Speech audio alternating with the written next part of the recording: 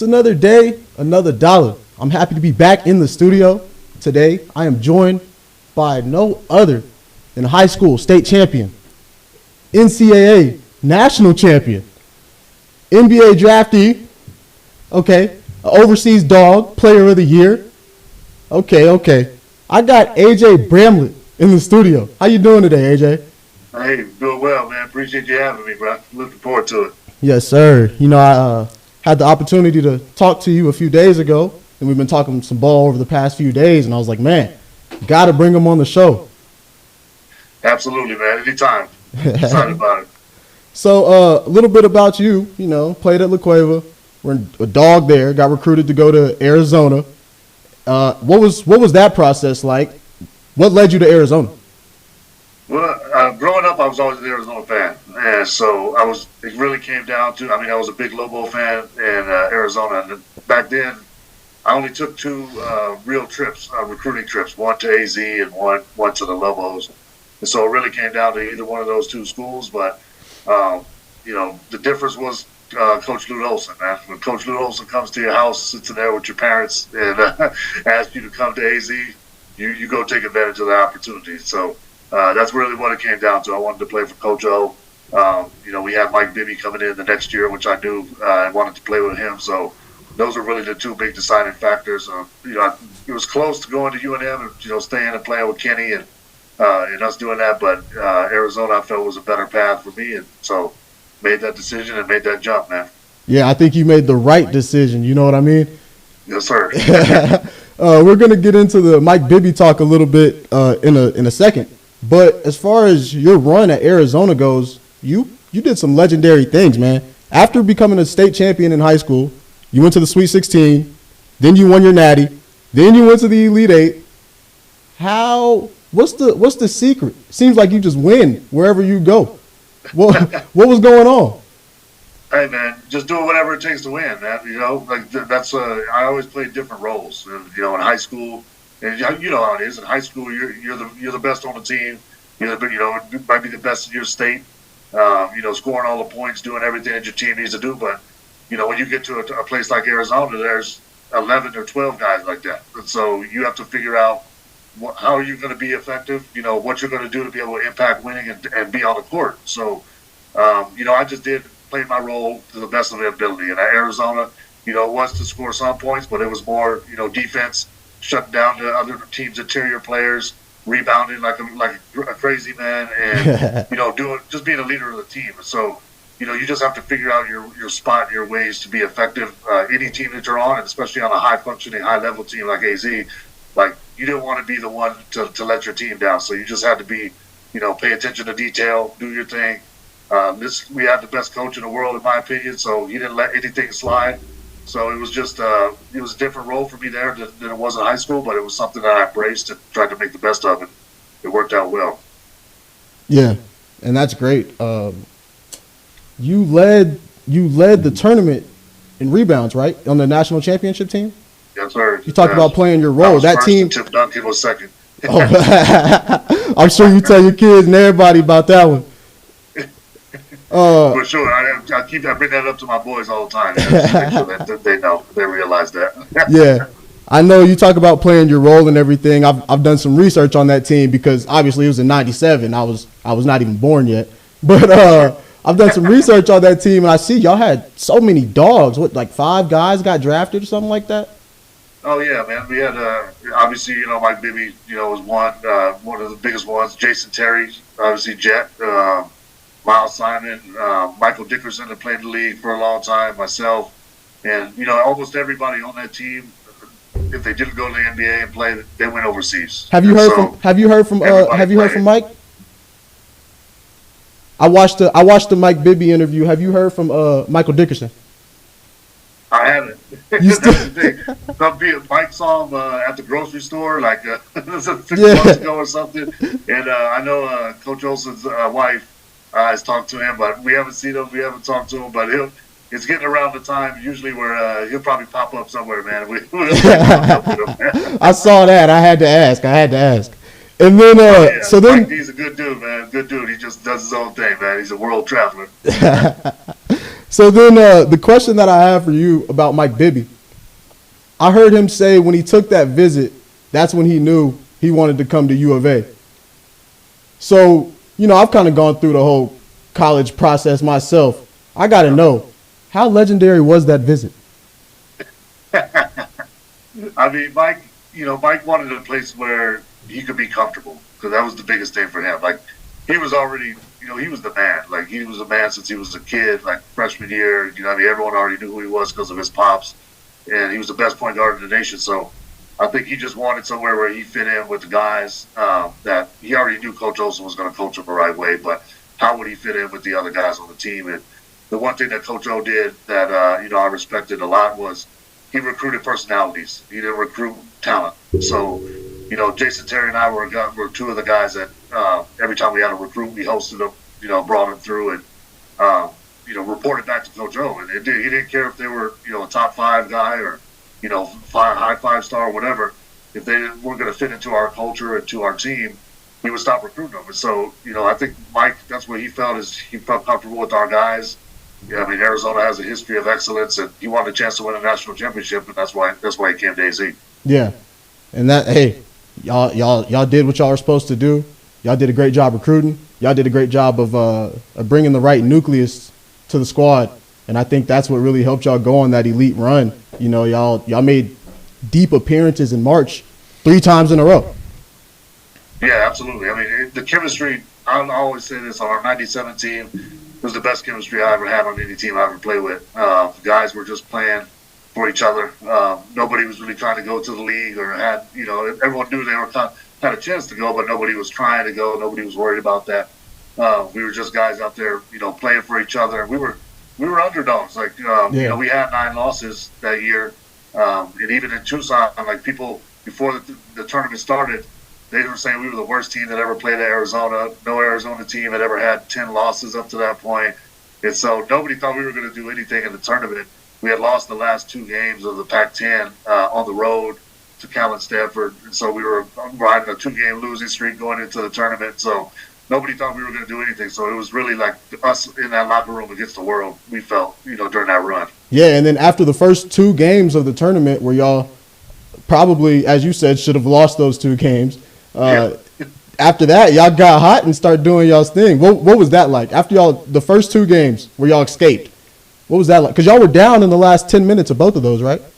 Yeah, we were down 10 in the last 5 minutes of both of those games. Came back and won. And so, we knew we had a good team. Like, we knew that we had dogs on the team. So, but, those teams were good. South Alabama gave us a run, and College of Charleston, was really good that year. And they gave us a run in the second round. And then when we matched up with Kansas, that was when we knew we were going to beat them. And I don't know how to explain that really, but like the energy of the squad, like we were loose, we were laughing and shooting around, like we felt like, hey, we're going to go get these dudes. And they were 34-1 at that time. But we knew just in our locker room that we were going to go get them. And, it was going to be a hell of a game, and we went out and did that, man. Yeah, and we've seen you and that whole squad embrace the underdog mentality. Because it wasn't like you said, it wasn't like you had the biggest name or you were the most looked out. Like when we were coming in March, when everybody's going into March, they're not like, hey, this is the guy we got to look out for. And then, boom, you pop on the scene, you're leading in rebounds, you're causing hell on the court, and everybody's, you put yourself on notice. Was that like a rush? I know you were highly recruited and everything, but was that kind of life-changing when you went on that run in March? Yeah, absolutely. I mean, I think, you know how it is. Like, it's a process, man. Like, my freshman year, I didn't play much. I played behind 2 NBA guys, Ben Davis and Joseph Blair, my big brothers to this day. So, I averaged like 1.9 points a game, my freshman year. But I was getting that experience of practice against 2 NBA guys. So, that went, a long way for me for the next year. And then it just took some time for me to get comfortable, starting and playing, a lot of minutes and figuring out the best way for me to be effective on the court. So I had a lot of ups and downs my sophomore year where I had good games and had bad games. And, they were worried about, the big men going into the tournament. They were like, we know our guards are good, but, what are our big guys going to do? And that's where we're going to be exposed. And, all of us in that, myself, Eugene Edgerson, Donnell Harris, And, we took that personal. And so, we were ready to go once the tournament started. I started playing better those last two games of the Pac-10, had really good games, scored like 18, close to 20.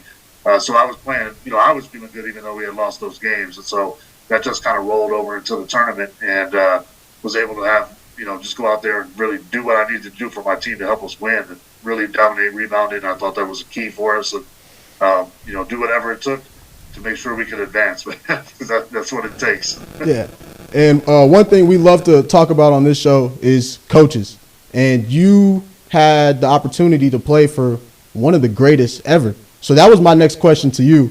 Is Coach Olson the GOAT?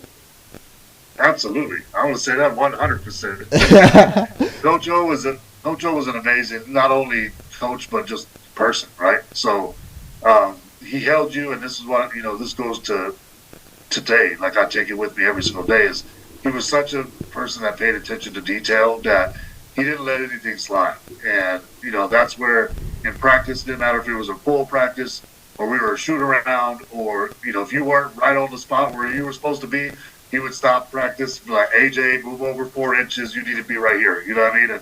Or wait until he comes off the screen, and get the timing right. He didn't let anything slide. And so that's where he was such a good, practice coach in detailed discipline that when you got to the games, we were like a machine, and like we kind of coached ourselves on the floor. So that's where high functioning and high level championship teams, they could do that, right? And we could hold each other accountable as well. Like we would get on each other, and Coach O wouldn't have to get on us because you didn't want to be the one that missed that switch or caused us to get a bucket scored on us or whatever. He had drilled us so well into that we kind of functioned as our own group, and then obviously he guided us and coached us, but we were high level, man, and that was all because of him and just the way that he carried himself. Like he was like when we went to the White House after we won the championship, and I still have the picture of where we're standing in the White House with him and Bill Clinton. If you look at that picture, he looks like the president, man. So, yeah, I'm gonna have to see that picture. I'm gonna have to see that picture eventually. Yeah, I'll send it to you. All right, bet. I know that team was really tight. That was a very close team. I saw some footage. I didn't know you had bars like that. You and JT. Oh man, come on. You and Jason Terry. I didn't know you had bars like that. I can't believe I did that, bro. The peanut butter and jelly. Me and JT were a fool, man. That's my guy, Jason Terry. We came in together. We were the only two in our class, so we were together 4 years, lived together all 4 years. And, he was just a fool, man. He's like, let's do it. I said, okay, man. But it's still out there. It's living on the internet. So. Oh, it's there. It's there. I watched the whole thing. I'm not going to say it was good, but it was fun. Bro. I mean, hey, you did your thing. I mean, you can get a record deal, a little something. Hey, if Jello could get one, man, shoot. Oh, man. But, yeah, that'll pretty much wrap up our Arizona talk with your time there. Kind of leads us into what's going on present day. I know Arizona has a very big game tonight against Baylor. I actually like Arizona heavy in this game. How you feeling about your squad right now? I'm feeling good, man. It's been an up and down season, obviously. Like we started off, bad. The team wasn't looking good to begin the season. I was like, this is going to be rough, man. But, Tommy's done a really good job of turning them around. We've had some big wins. Obviously, we lost at Houston, on Saturday. But Houston, one of the teams, my favorites to win the whole thing. And so we were right there until the end. We were like you and I have talked about, made some questionable decisions at the end on the offensive side of the ball. It didn't end up getting good shots and things like that. But I think we're right there. We have a talented group of guys. KJ Lewis is one of my favorite players on the squad. Caleb Love, is one of the best players in the country when he's on. So yeah. And Henry Visar is the big fella's coming on. Looking like an NBA guy now. So. We're right there. I think we're going to play well tonight. We usually bounce back well after a loss, and we'll be ready for this Baylor game. And I don't know if you saw Tommy's comments after the Houston game, but he was fired up. So he said, let's see how we respond, after that game, and it's going to tell us a lot about our team and who we are and where we're going for the rest of the season. So I'm excited to watch, man. I think they're going to get it done, though. Baylor's tough, though. Baylor's got some dogs too. Edgecombe and those guys are tough, but I think we're going to go in there and play well. Yeah, Baylor's got some dogs, but they've really struggled this season. I don't really know what the issue has been. They started off the year solid. They picked up that win against my squad, Arkansas. And then I was like, all right, it's a good team. You know, it's a tough loss for us, whatever. We lost to a good team, whatever. And then everybody started beating Baylor. Yeah, and like you said, this Arizona squad is very talented. It's a really good team. They got great point guard play. I think Arizona is one of the best teams in the country for 35 minutes. That's the problem. It's the last 5 minutes of games where they look like a mid-major team in the last 5 minutes. Questionable decision-making by coaching staff, players. But for 35 minutes, I'm like, yo, this is a national championship type of team. So if they can just put that together, figure it out, allow the mistakes to have been mistakes that happened in February and January and not roll into March, you know, I think they can have some success. Yeah, no, I agree. I think they have a chance to make a deep run. You know, like you said, we've been in it every game. We had some. Kansas State was terrible at the end of the game. You know, final play. You know, the last game against Houston, we didn't run. You know what we need to run, but hopefully those are things, just like you said, they're going to be fixed. You know, now and then once we get to the tournament, we have better execution at the end of the games, and we're able to close them out. But we're in there. We're in every game. You know, I like our fight. I think us being in the Big 12 is huge for Arizona. Like, the Pac-12 was great. The history of it is everything, but it's not the same level of competition, man. So when you're going through that dogfight all year long in the conference, then you get to the tournament, I think it's just going to help us, a lot going forward for a run this year. And I agree. Yeah, it's a big opportunity tonight against Baylor. Late night game. I believe, were y'all underdogs when I looked at this earlier? I think we are. I didn't see. I saw that earlier. But I think it was like. That now, but yeah. I think it was a 1.5 point underdog. Ball. Yeah, I think y'all were like 1.5 point underdogs. Yeah. That blew my mind. Well, I mean, it is what it is. After coming off a loss, but that stuff don't matter. As long as we go in there and handle business, we're gonna be fine. Well, shoot, it's gonna matter to me because I might put my cheese on that one. So then I wanted to talk about the U of H squad a little bit. We've seen them get hot right now at the right time. They started off a little bit shaky, started off a little bit slow. We were questioning. We had my guy Eli on the show, and he told me that this U of H squad, something just doesn't seem right. This team they don't seem like the same old squad that we've always said can make a run in March. But lately, they seem to be right in stride. They're right where they need to be, knocking down shots, big win over Arizona. How do you feel about the U of H squad? They're tough, man. They got guys that are going to play 110% every single second of the game, bro. So when you have a team like that, you have to knock them out. And Arizona wasn't able to do that on Saturday. But these guys, I mean, they're well coached. They got one of the best coaches in the game, in my opinion. I love watching them play. I love the fire and tenacity that they play with. And so, this year, to me, there's a lot of good teams, but I think they're all kind of on the same level. You know what I mean? And so I think this tournament is going to be crazy because there are a lot of good teams across all of college basketball, but I think anybody can kind of beat anyone on any day. So I think it's going to be a pretty wild ride once we get to the tournament. But I love the matchups. It's like every day, on the weekend, there's 4 or 5 top matchups of teams playing each other that are just dog fights, man. So it's a fun time in college basketball to me. I think the product is at a really high level right now. Facts, especially for me. I've been following the SEC really heavy this year. Yeah.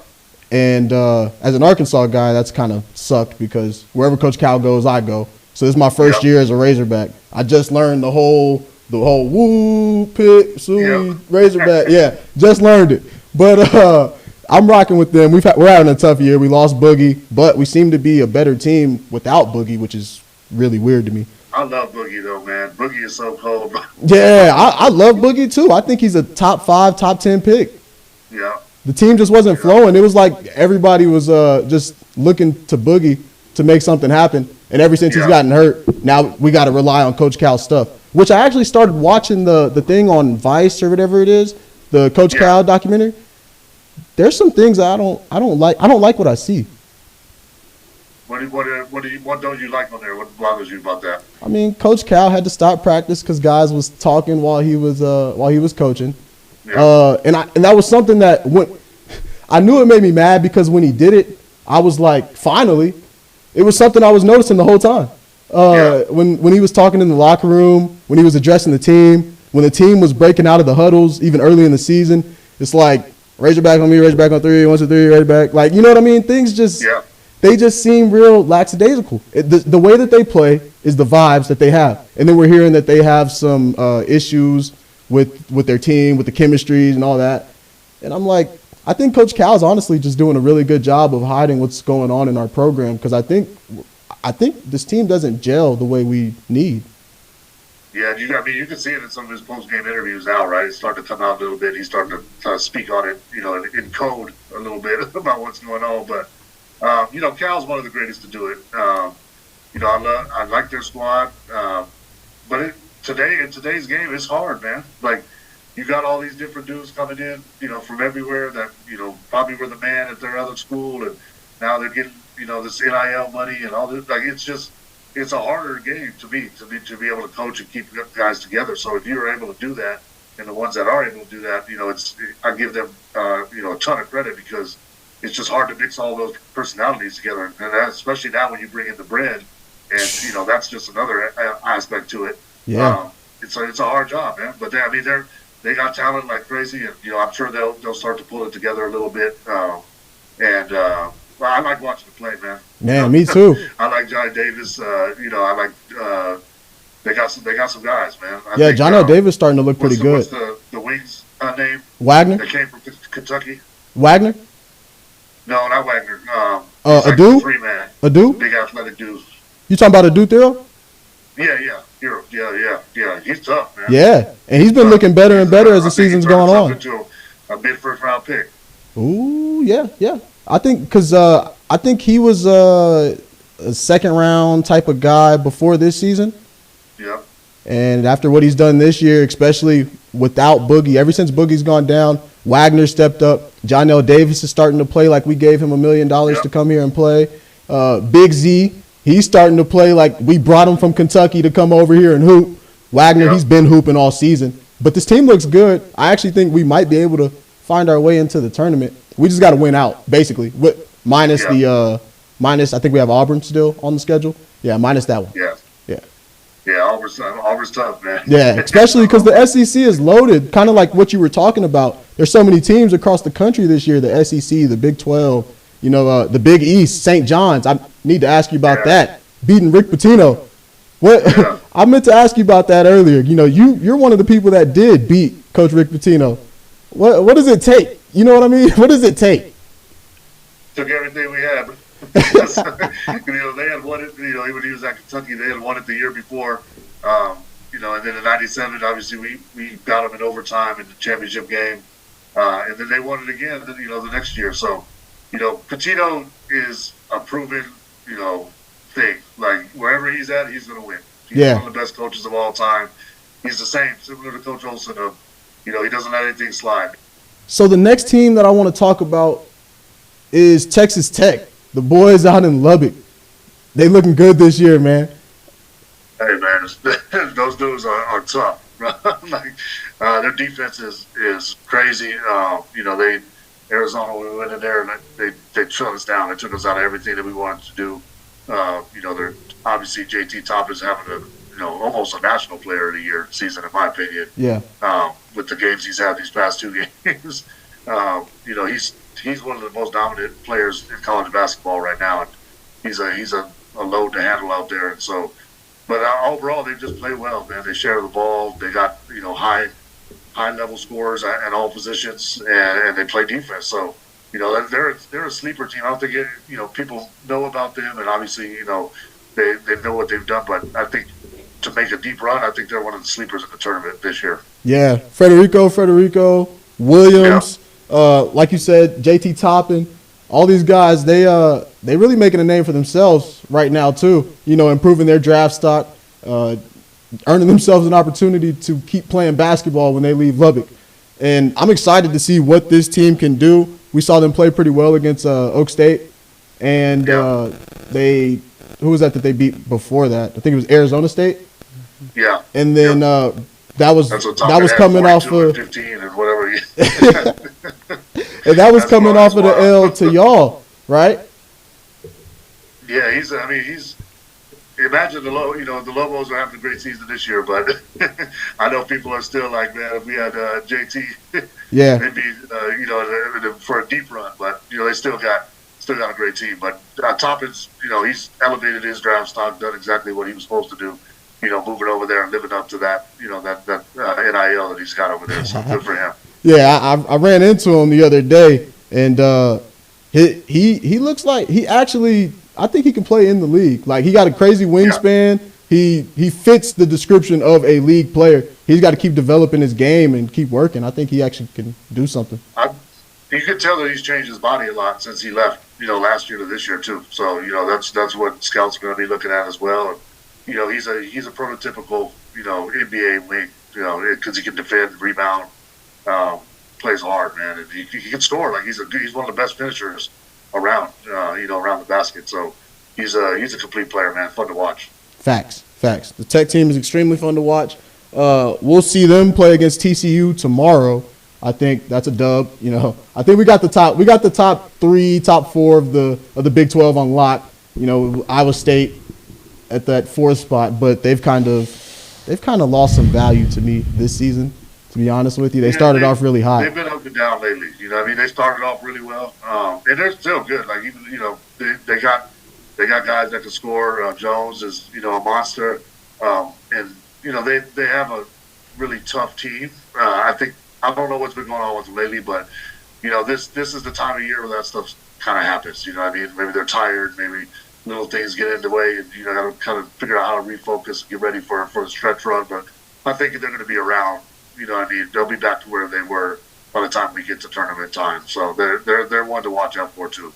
I sure hope so, because I like that Iowa State team. And I'm going to be in Vegas for the beginning of the tournament, that first week. Yeah.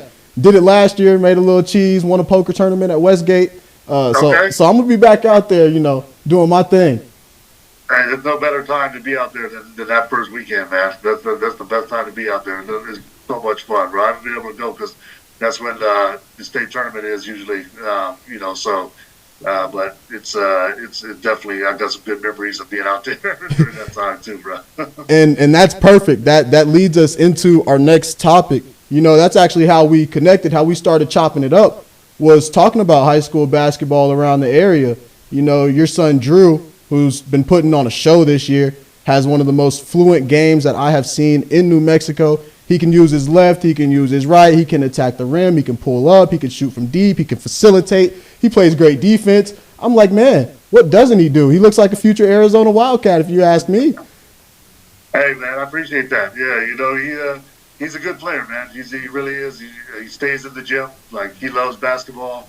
This is what he wants to do. And so, I tell him all the time, it's that work that's going to separate you. So, it's 5 a.m. workouts, lifting weights before school, getting extra shots afterwards, and, doing everything you need to do to take care of your body. You know how it is. It's all those things that you need to do. It's so competitive out here nowadays, in the high school scene. It's hard for high school guys, with the way that college is structured now, and guys being able to go wherever they want. And, you got to really be on top of your game to get a good opportunity as a high school player. And so you have to pay attention to all those details, like as we talked about earlier. And you have to love the game, and he does. And so, it's fun. LaClave's gotten a lot better since the beginning of the year. They're playing well now. Had some big wins, and we're excited for the tournament coming up. But we still got a hard game on Wednesday against Santa Fe up there at Santa Fe, which is going to be a tough game. And the district has been really hard this year, so it's been fun. But New Mexico high school basketball is on the up, man. There's a lot of talent around the state. Facts. A lot of talent. I got my guy Pierce Culpepper in the studio. I knew I'd have a good opportunity to talk to you, and we were going to talk some high school ball. So I said it's no better time, on an off day for him to bring one of the best young hoopers in the area to the town. So I brought my guy Pierce in, and also another guy with a real fluent game. I was just chopping it up with him. I told him the first time I saw him play, I was like, yo, this dude reminds me of kind of like a Cooper Flagg type of player. He's only 15, 15-year-old sophomore. I'm like, he kind of reminds me of a Cooper Flagg type of guy. Taller. He's able to facilitate. What I love most about his game is that he knows when to turn it on. You know what I mean? Yeah. He knows that he has to keep his team involved for the whole game. You need your guards going. You need guys knocking down shots. But in those big time moments when you're when you have an 8-point lead and they cut it to 4 and your team needs a bucket, Pierce knows, all right, I got to get this damn ball. I got to make something happen. Yep. You know what I mean? And that's that's one of the special talents I think with players have at a young age, because it's hard to figure out that balance, right? Guys want to be super aggressive all the time and score the basketball if they have the ability to. But the guys that can really, do like what you said, like Pierce could do is, control the game and really get your team. Know when a guy hasn't touched the ball in a little while, he needs to get a shot, to get a bucket, to get him going. Even if he's a defensive guy in your team, get him something to get him going. And then be able to figure out, okay, now I know, now it's my time. Let me go, take care of this, close these games out. That's a special thing for young players because you don't see it a lot. You see that it takes a lot of time to develop that normally, and when certain kids have that earlier, it's a real advantage for them. Facts. And we kind of talked about the New Mexico basketball scene, with the high school kids. I'm from Houston. I live in Cali when I'm not here in New Mexico. Out here, it seems like the coverage for the kids isn't necessarily what it needs to be. I started working with Prep Hoops, and something I noticed is these kids don't get covered the same way that some of these other states do. And I'm noticing we got a lot of talent in this state. Yeah. That's big facts. I'm gonna co-sign that right now, and that's why people like yourself and what you're doing to cover our kids is much needed and well respected, man. Because these kids are out here working too, and we have a lot of talent. It's been this way since I was in high school. When I was in high school, my senior year, we had probably 10, 11, 12 D1 guys, high D1 guys, that came out of New Mexico from all parts of the state, and so. There's still talent out here like that. They just need to be, put the light on them and show what they're doing out here. It's getting better, with what you're doing, and but you really, as a kid, and this is what I tell my son too. And you have to promote yourself too, man. You have to put yourself out there. It's part of the game now.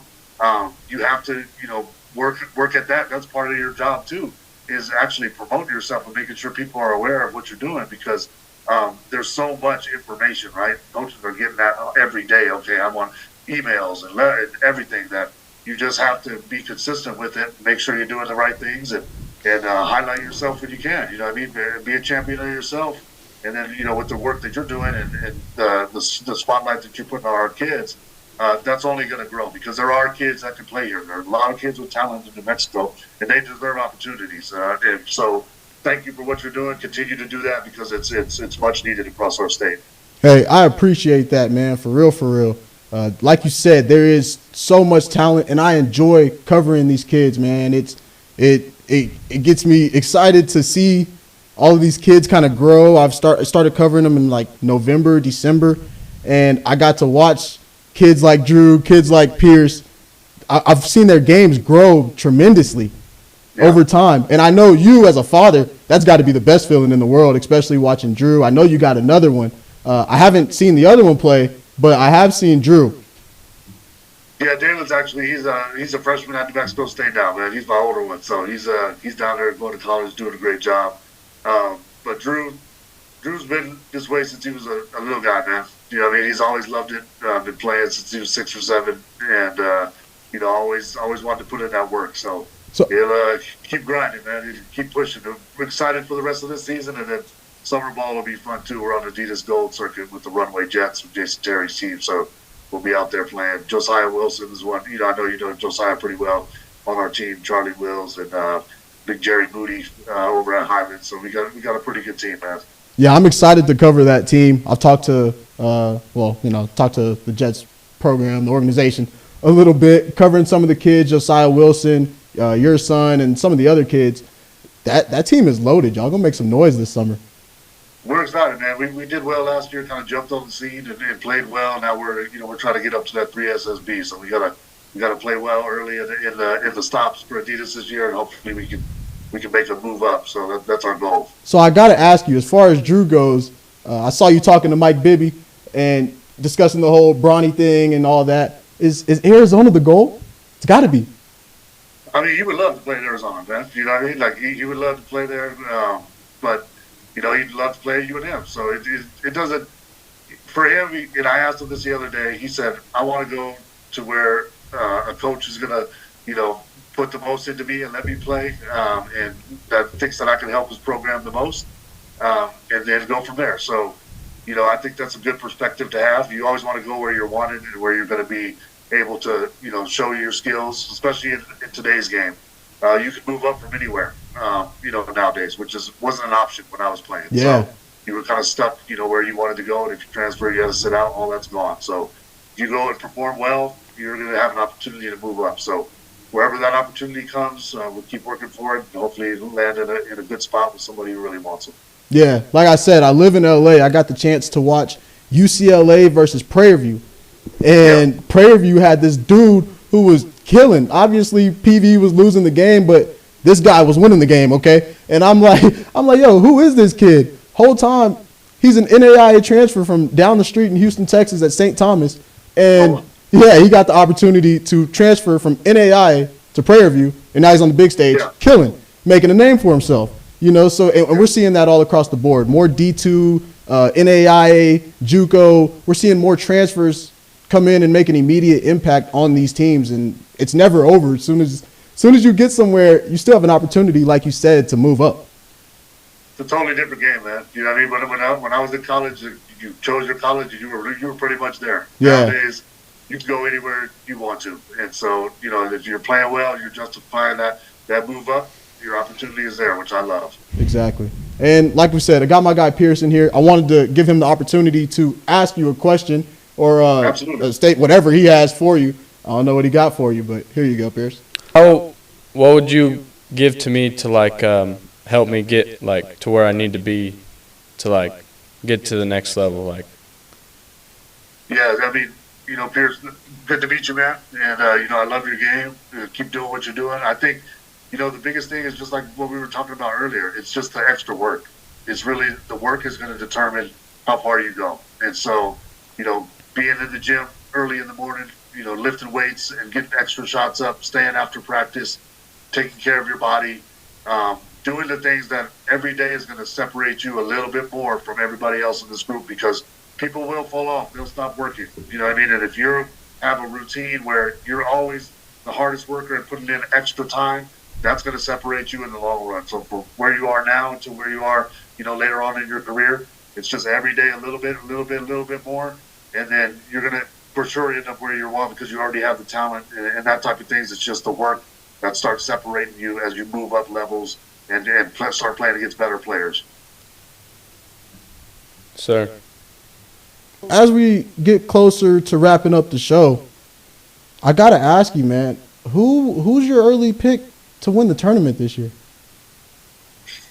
Man, that's what we were talking about earlier. It's hard, bro. I mean, you know, looking at, you know, Auburn is also, you know, probably one of my favorite picks. And the reason is, if you look at their team and you look at the ages of the guys on their team, they have a couple of 25-year-old cats. You know, I mean, they got some 24, 23s. They're a very old and experienced team. And so, you know, through the tournament, I think that, you know, it does, you know, give a lot of advantage to you if you have that kind of experience. Mm-hmm. But there's a lot of teams that can win it, man. I think Arizona can win it. I think Duke, you know, has an opportunity to win it. With Cooper Flagg, I mean, anyone, you know, you always have an opportunity. Yep. The way he's been playing, he's insane, man. For being a, you know, barely turned 18-year-old, I mean, I don't know if you've ever seen that in college basketball. Yeah, he's supposed to be a senior, right? Yeah. And, you know, Alabama's good. You know, there's a lot of teams, so it's hard to say right now. I mean, I like Tennessee, too. Yeah, it's hard, man. The SEC is stacked. You know, St. John's is good too. I mean, we just don't know, man. This year, to me, it's all up in the air. Whoever gets hot, it's the same thing when we won. Like we were a 4 seed. You know what I mean? We weren't the favorite, but we got hot. We had talent, and you know we were able to ride it on through it. So, yeah, man. I don't know. Tell me your pick. You give me yours. Ooh, man, I wasn't prepared for this one.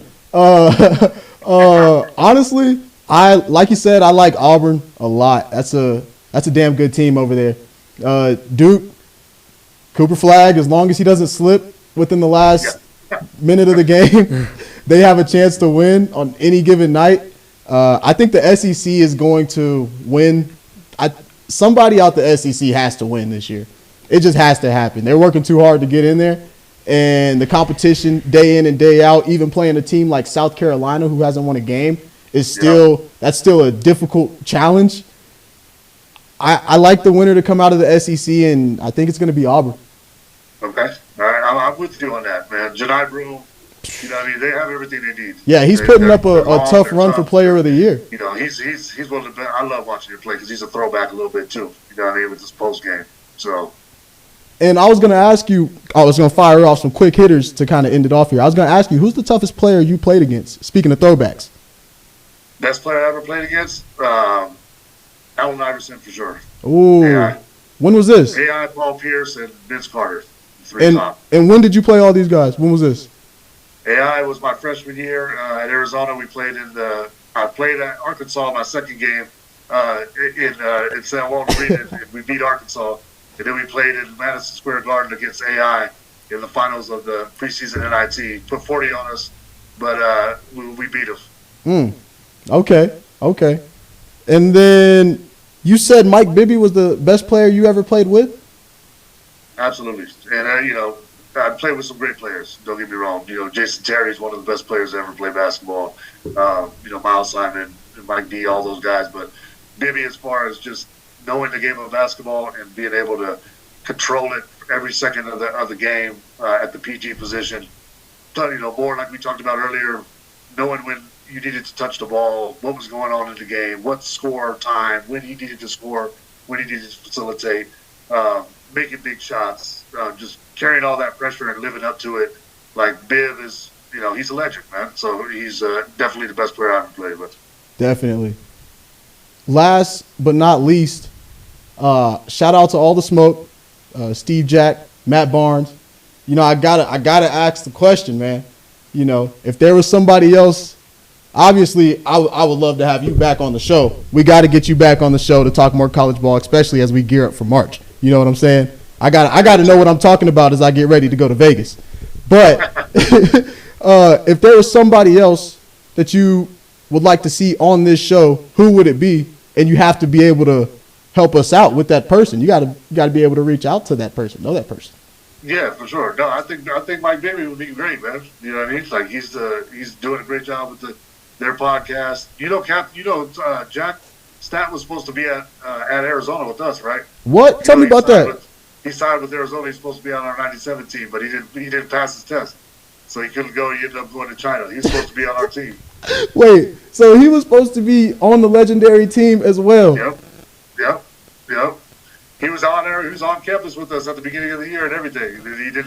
He didn't end up passing his SAT, so he had to go over to China. Oh my goodness! So who recruited him? Was that you as well? Yeah, we were on that. Yep. Yeah. We were on that one. You said they sent all the recruits to you, so. Okay. I gotta know. I know we getting set to wrap it up. I gotta know, how was it hosting Steve Jack on the? Hey, Jack is, man. He's one of the best ever, man. Best dude. Dog winner, real dude. You know what I mean? So he was. I love Cap Jack, man. Just one of the most solid cats around, and we still laugh about it. Talk to him like, oh man, I should have been on that squad. We would have got a national championship, but his career worked out, really well for him as well. So he made it happen anyway. Definitely, I got to see him coach at the Big 3 in Dallas like 2 years ago, I believe. He was out there for one of those events that Ice Cube putting on the league. Yep. Yeah, I would love to have Mike Bibby on the show. We're gonna chop it up afterwards and see what we can do to help figure that out. Make it happen, man. Yeah, I appreciate you for joining the show, man. Time, man. So like I said, man, I love what you're doing. Keep doing it. Keep shining the light on our New Mexico kids and doing what you do, because you're doing a great job, man. So yeah, I appreciate you. Hey, I appreciate you. This was an awesome episode. Had the chance to talk some college ball, some high school ball. Last thing. What'd you think of the NBA All-Star games? I thought it was mid. The competition, it wasn't there, huh? It wasn't there. I don't know what they need to do with that, man. What were your thoughts? I wasn't really excited about it. Like, it was all right, something different, but it didn't make me really excited about it. Yeah, I agree with you. It was good. It had my eye at the beginning, but then for the championship game, I can't lie. I was up in the kitchen making eggs and all sorts of food. It didn't make me sit down and feel like I had to watch it. You know, because when we were growing up, like, we had I have the whole family, I had the kids there, like, everyone were, hey, we're going to watch this all weekend long. We got to get to see everything. And now it's just like, it's all right. I'll just see the highlights on X or whatever, you know what I mean? Whatever it is, so. Mac McClung is the best part of the weekend now. Hey, man, we got to give Mac McClung all the love in the world because that dude saved everything. Again, like every year he comes through, and every year you think, what else is he going to do? But, I mean, those dunks are incredible, man. Like, those are some of the best dunks I've ever seen in my life. And him pulling them off on the first try and all that, like, he's amazing, man. All the love goes out to Mac for giving us some entertainment and excitement throughout the weekend because there wasn't a lot of it besides that to me. Facts. He pulls up every year now, it seems, right in the middle of Black History Month and go and win the dunk contest. That's facts. And they need to just keep him on a roster, man. Give him a chance to be in the league the whole time. Yeah, for real. Down, up and down from the G League, man. Well, all right, though, man. I'm going to let you get to it. I know you probably got a busy day ahead. I appreciate you once again for stopping by, joining the show. I'm going to hit you up because we got to get Mike Bibby on the show for sure. Do some sort of collab with him and his podcast. Thank you for joining. Thank you for tapping in. Pierce, is there anything you would like to say? Nice meeting you. And thank you for having me on the show. What you doing, my man? Sir. All right, AJ. Thank you for joining. Jordan, have a good day. For sure. Jordan doing your thing behind the cameras. It's been a great episode. Great day. Just kicking it in the studio. I'll see y'all later.